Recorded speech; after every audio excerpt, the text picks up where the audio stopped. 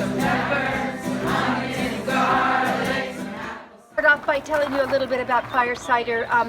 Back in the 1970s and the early 80s, when there weren't a whole lot of herbal products, and it was really a very creative effort of a bunch of people in a kitchen together, chopping things, throwing things together, and making it. But it was just one of those recipes that was an everybody's recipe. It was made so people could take the recipe and add a few different things. People would add turmeric and they'd add echinacea, and there was never any claim of ownership.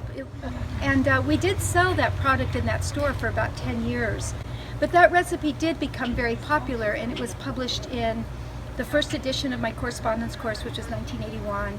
It was published in my early herb books. It was copyrighted in those books.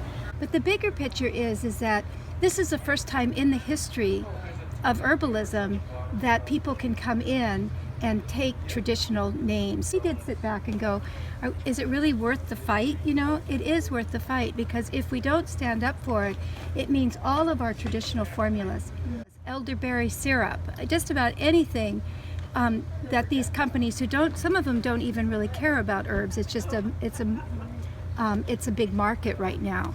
And so it will actually change this free flow, this free energy, this free trade that we've had, a free exchange of information and sharing of recipes that we've had since we brought herbalism back up out of the underground from the 1970s on. So it really is, we could say it's about fire cider, but it's a much, much bigger picture. And that's why I think the herbal community has mobilized, because they recognize that it really will change the way that we practice today.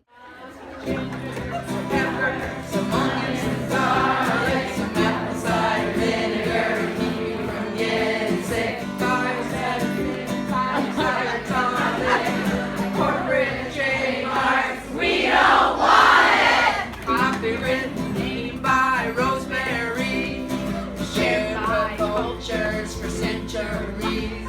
Revoke the trademark now, please. Drop the lawsuit now, jeez. Ginger, some peppers, some onions, garlic, some apple cider vinegar to keep you from getting sick. People's medicine, fire cider tonic, corporate trademarks, we don't want it. Every herbalist has their own recipe to give some heat to their cold bodies. Take a swig or put it in your tea. Fire cider tonic, immunity. Some peppers, some onions, garlic, some apple cider vinegar to keep you from getting sick. People's medicine, fire cider tonic, corporate trademarks, we don't want it.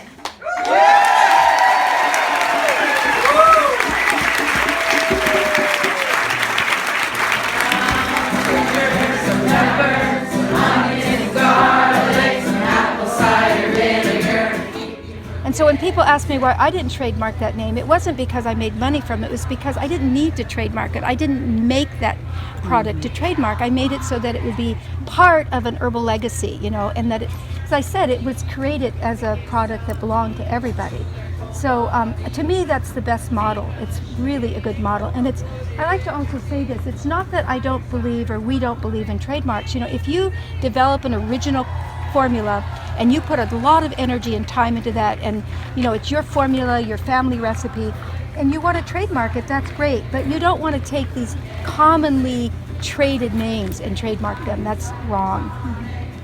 Corporate trademark.